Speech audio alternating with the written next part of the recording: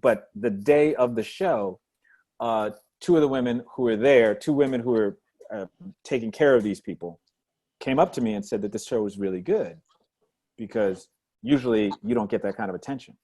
Like they don't pay that much attention to what's going on stage. And I was like, really?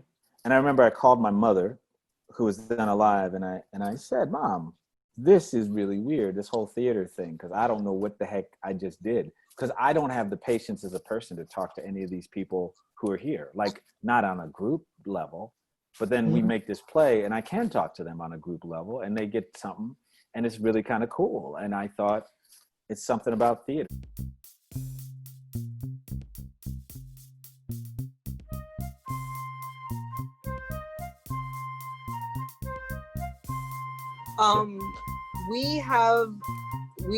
We love talking to you, but if we don't do this, we're going to forget it. And we have what we call our Take Five. Okay. There are 5 open-ended questions we ask everybody, kind of just because we do. Okay. And trust me, each one will lead into like 20 different answers, or at least they have for the previous people. Okay. What about theater turns you off? What like kicks you out? What don't you love about it? What about theater turns me off? There's a lot of things that turn me off, but I think if I wanted to be simple, the biggest turn off in theater is the way in which people think it's a closed system. Like whether or not there's one way to do a show or one way to have an enjoyment or an enjoyable evening. I think that there's a lot of theater that says there's one way to do things that I find not interesting. And I think that a lot of times the one way to do things are these like pointlessly Eurocentric ways of doing things. Mm-hmm. And so I'm the thing which turns me off the most about theater is people who shut the door because they're not thinking, and that annoys the crap out of me. And it happens all the time. It's like, you know, somebody thinks they have an interpretation of a play or an idea. And I'm like, that is just, it's just death. It's just, it's the, yeah, and it happens a lot. I don't want to pick on Shakespeare. It happens a lot with Shakespeare. It happens a lot with Brecht, where people think that they've read some book on it, so they think they know what it's about. And then I'm like, that ain't what that's about. Or better still, that ain't what it's about to me. Do you know what I mean? And I'll pick on Hamlet as one. Hamlet's not a revenge play, because it could have been revenge. There's something else about Hamlet. And I think the thing about Hamlet, which is early and clean and clear to everybody, is, who goes there? Do ghosts exist? Like, what's the afterlife? Those are much different and bigger questions than you're going to revenge somebody. And then there's a whole class component inside it. But yeah, things when people close stuff down, that's what I hate about theater. That's what I dislike. Yeah. What opposite point? What turns you on? What do you connect with? What are your favorite things that happen in theater? I mean, the thing which my favorite things in theater are where things mirror or connect to life or connect to art that I find exciting in ways. Like I tell people, I love live music because live music is usually surprising. And the best people don't sing the same song the same way every night or do the same thing every night. And so I love the thing that opens me up to something that I hadn't considered before. And so I'm always excited about that. I mean, I think that one of the things when I open me up to something I hadn't considered before, or seeing a truth. I mean, I think one of the things about Black theater, although this is not something that's opening me up to something I didn't consider before, but one of the things which I love about Black theater is when it is a moment that that shows the complexity of the Black life I know. So when I go to see Colored Museum, and I got this wonderful photo shoot thing with the 2 characters who are on like the cover of Ebony magazine, and you find that their life is vapid, or the boy killing himself inside Colored Museum, where he's trying to kill the kid in a dumpster. He's trying to get rid of his past. Or Miss Raj in Colored Museum, like all these moments in Colored Museum, which resonate to me because I'm like, oh no, I know that's true. I know that's bizarrely true, but nobody's ever seen that before. The Soldier with a Secret in Colored Museum again, or even just, creativity where I'm like, oh yeah, that's an interesting way to spell that word and to think about that idea. That's a good thing. Mhm.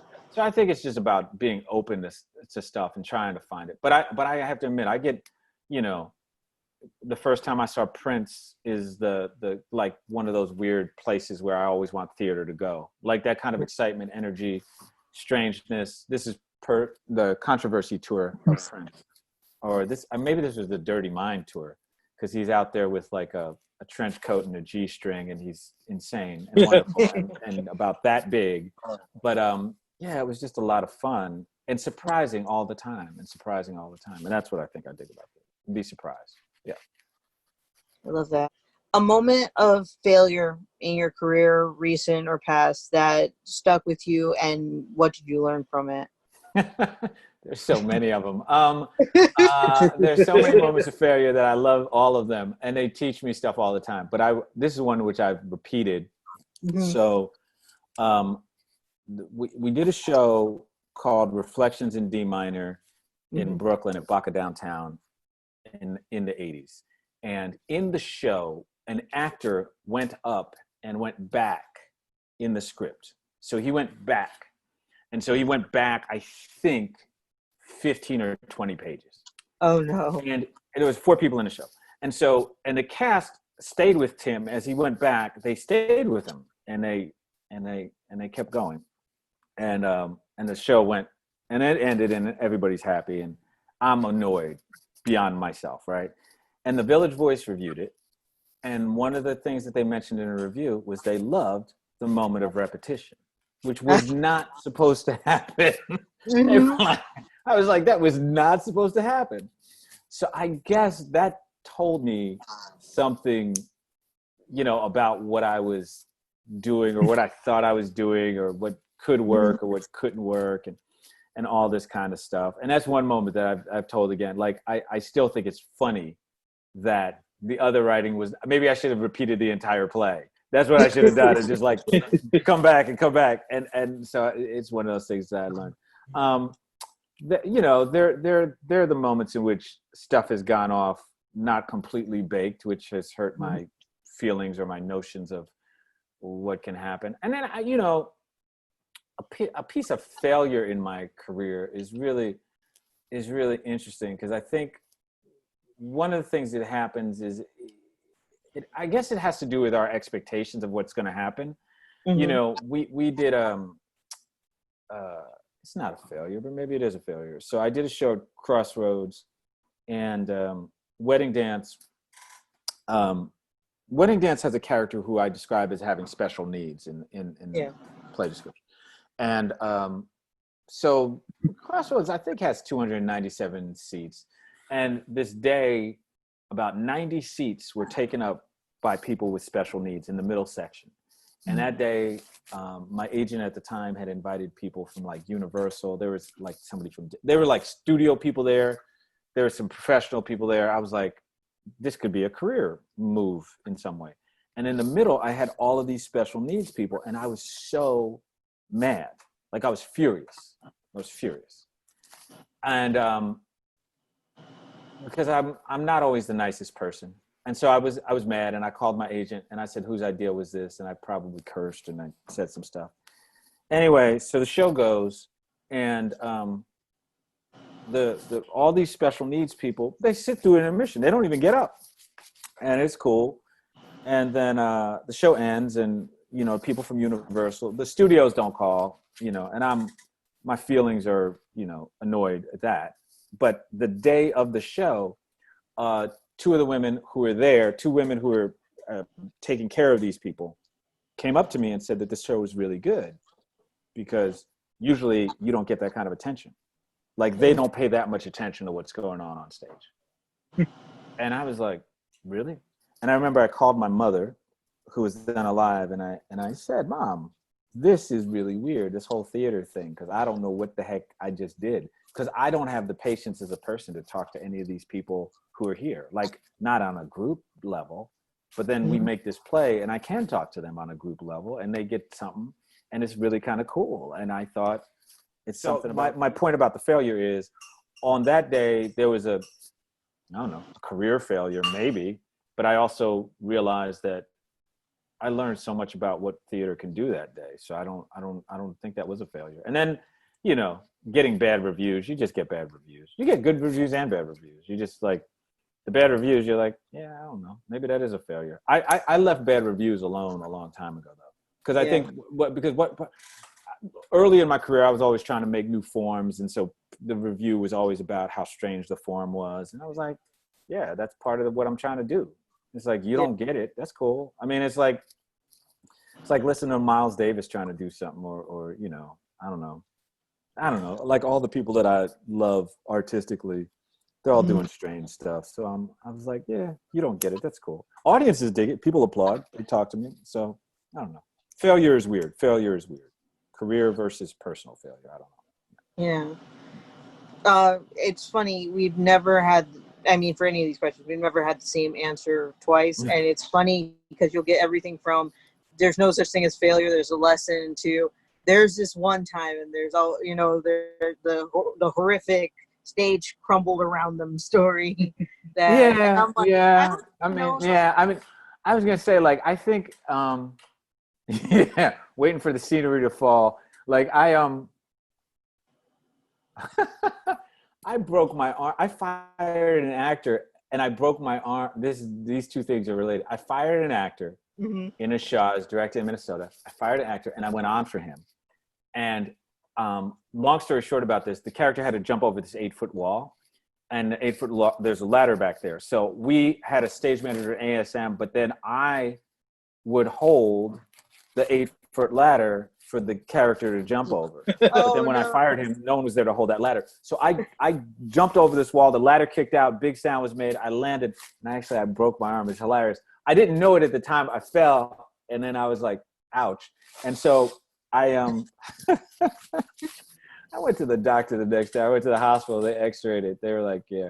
What I was going to say, because after I fell, I knew I had done something, but I had to pull out a switchblade out of my pocket and be menacing. And I did it so slowly because my arm was broken. And the reviewer mentioned how menacing that moment was. I was like, yeah, because I had a broken freaking arm. That's the reason why that moment was menacing. I screwed myself. That's, you know, that stuff will happen. I got a bunch of those stories where it's like, what did I just do to myself?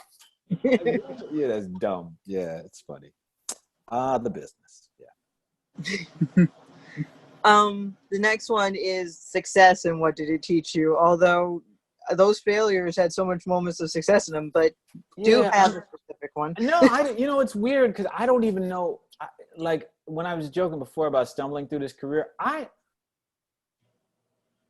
mean, you know, I think about this a lot. So my father comes from this place in Jamaica, which is so small, it's like ridiculous. And my dad grew up in like a shed. Like he grew up in a tin shed. And with 8 brothers and sisters, so there's 9 of them. And I grew up in Jersey.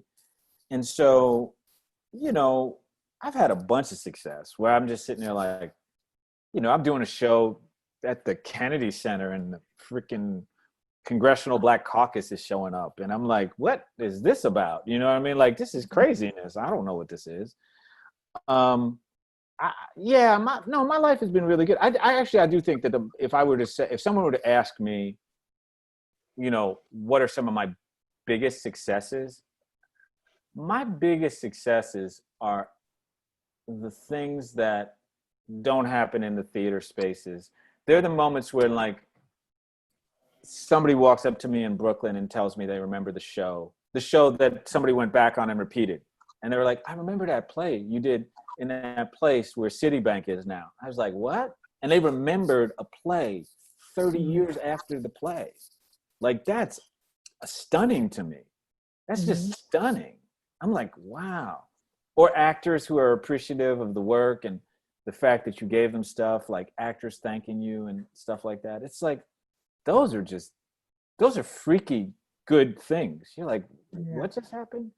You know, I'm just like this little ridiculous kid from New Jersey. I don't even know what I'm doing. I'm just like telling a story or trying to do something, and it's connected to you. I'm always like shocked at that. I was just like, wow, I guess that does something, you know? And I mean, and I do think that that's the, you know, the enterprise is to try. And then if you find that in the trying, you make connections, like it's a good thing. Like even, I, you know, joke about my agent looking up stuff, you know, I wanted to tell this story to illuminate this woman who no one knew about, you know? And so, you know, for this woman in Southern California, you know, I've illuminated her. Like, that's a cool thing. Like, it's a cool thing. So success is, I'm always so surprised. I'm always shocked. Like, wow, I can do this. This is what I do for a living. This is fantastic. And then, you know, I just keep doing it and trying to do it well. That's it. Yeah. I love that. I love that too. I connected that so hard because I always say, "Oh, I'm just a poor boy from Tennessee," and if everyone just knew the kind of cracker I was, they wouldn't listen to a damn word I said. Like, what? Yeah. I always think it's like if you that's how come when they do those weird shows and they go back to somebody's hometown and they're like, this is where such and so grew up. You're like, yeah, it does show a lot. It's just something. I mean, I'm just like, wow. Oh, and our last of like the take 5, and then we can talk about other things too, is this one's very loaded, so I apologize. If in 40 years or so, kids studying theater have to open up a textbook and study the Dominic Taylor rule, what is that rule? The Dominic Taylor rule. Okay. So I do, what is the rule, the theater rule? So I think that the thing about theater is we reduce it to 3 elements, or I reduce it to 3 elements. I got person, space, and time. And then I think all of those things are really loaded. Like, what is a person? And then what's their relationship to space? And then what is our relationship to time? So, I mean, I think one of the things which is tough is like, you know, is a person, like, where does race situate itself, or where does gender situate itself, or where does like personhood situate? Like, how do you define what a person is? And is a person defined like by what's inside them or what other people see? And then how do you do that battle, and how do you show that on stage? So I always say, anytime you come to theater or performance or any of that stuff, the thing that I have people deal with or fight with is the relationship of persons through space over time, or the relationship of persons over space through time, or something like that. And so I'm always like, those are the 3 elements that you got to figure out and fight with.